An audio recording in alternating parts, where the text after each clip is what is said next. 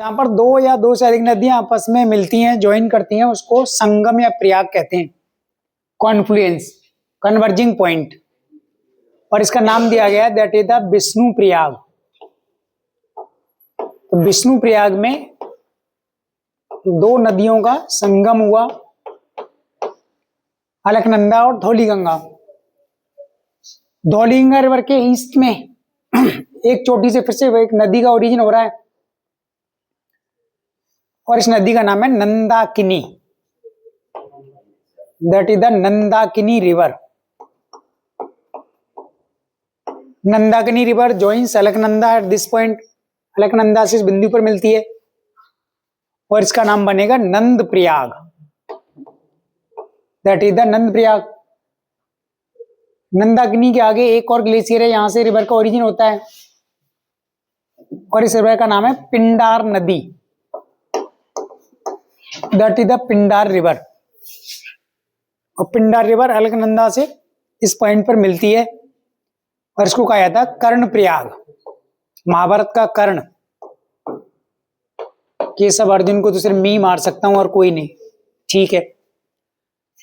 तो कर्ण प्रयाग में पिंडार और अलकनंदा दोनों का कॉन्फ्लुएंस होता है। पिंडार रिवर के आगे फिर एक और नदी है, that is the Mandakini river. एक और संगम बनेगा, दैट इज द रुद्रप्रयाग। भगवान शिव का एग्रेसिव फॉर्म, गुस्से वाला रूप, रौद्र रूप, रुद्रप्रयाग। तो विष्णु प्रयाग, नंद प्रयाग, कर्ण प्रयाग, रुद्रप्रयाग। अभी तक गंगा नदी नहीं आई। इसके बाद जो ईस्टर्न पार्ट है, इसे कहा गया गौमुख। हाँ जी, तो गाय के मुख जैसी इसकी शेप है, और यहां से एक रिवर का ओरिजिन हो रहा है, that is the Bhagirathi river. तो भागीरथी नदी का ओरिजिन था देव प्रयाग।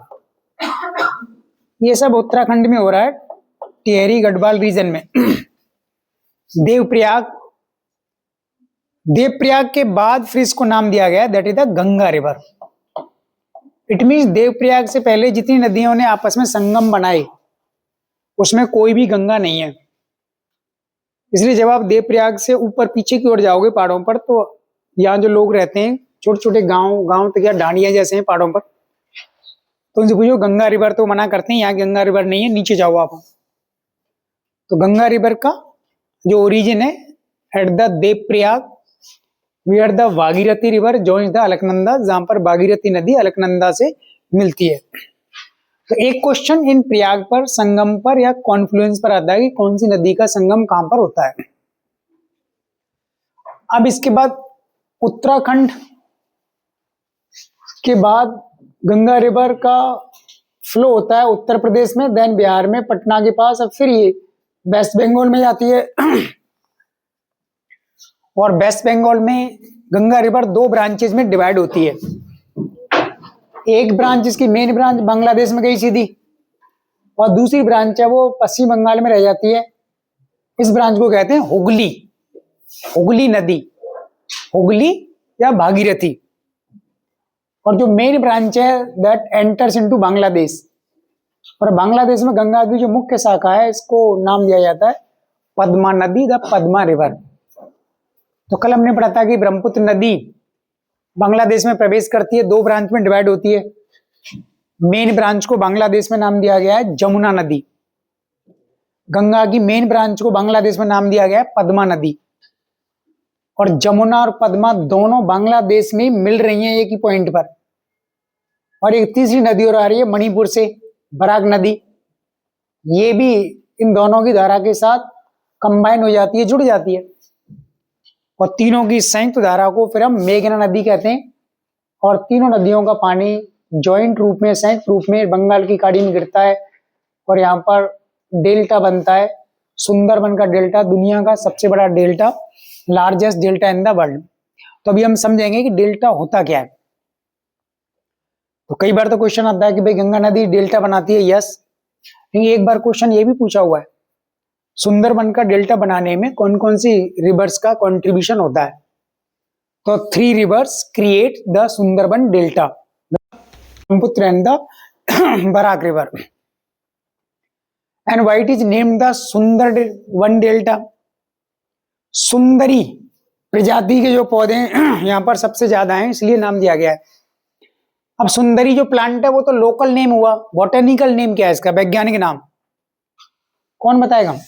क्या लिखवाया था सुंदरी प्लांट का? है हाँ, Heritiera fomes. So Heritiera fomes is the botanical name, scientific name of this plant. अब ये सुंदरबन का जो डेल्टा है, इसका 40% जो पार्ट है ये वेस्ट बंगाल के इन 2 जिलों में आ जाता है, और 60% पार्ट है जो बांग्लादेश में है। तो सुंदरबन डेल्टा का अधिक विस्तार बांग्लादेश में, और लगभग 40% जो एक्सपेंशन है this is in the West Bengal. Sundarban का डेल्टा भारत के केवल एक राज्य में आएगा, पश्चिमी बंगाल में। गंगा रिवर जब डिवाइड होती है वेस्ट बंगाल के बॉर्डर पर हुगली और मेन ब्रांच में, तब गवर्नमेंट ऑफ इंडिया ने यहाँ पर एक रास्ता निकाला कि मेन ब्रांच में वाटर का लेवल काफी ज्यादा है और इंडिया की ब्रांच में पानी कम रह गया। नदी हमारी है, ज्यादा पानी बांग्लादेश में जा रहा है, इसलिए फरक्का डैम, फरक्का बैराज बनाया गया है वेस्ट बंगाल मुर्शिदाबाद। अब डैम बना के क्या किया, मेन ब्रांच पर डैम बनाया है, तो मेन ब्रांच में कट लगा करके पानी को आपने डैम में डाइवर्ट कर दिया, और फिर उस डैम को कनेक्ट किया गया है हुगली रिवर के साथ। तो हुगली नदी में वाटर के लेवल को बढ़ाया जाता है। बांग्लादेश ने इस पर ऑब्जेक्शन कर दिया, इसलिए बाद में बांग्लादेश और इंडिया के बीच में एक एग्रीमेंट साइन हुआ है, Ganga river water agreement, Ganga नदी जल समझौता 1996। और इस समझौते में ये लिखा हुआ है कि भारत गंगा नदी का पूरा पानी ब्लॉक नहीं कर सकता, आप रोक नहीं सकते, उसका लगभग 70% वाटर एनी टाइम मेंटेन रहना चाहिए, क्योंकि नदी भले इंडिया से ओरिजिन है लेकिन नदी बांग्लादेश में भी बहती है, इसलिए 100% इस रिवर पर इंडिया की अथॉरिटी, भारत का अधिकार नहीं माना जाएगा। अब जैसे बाकी सभी रिवर्स में हमने पढ़ा है कि there are different type of tributaries, सहायक नदियां।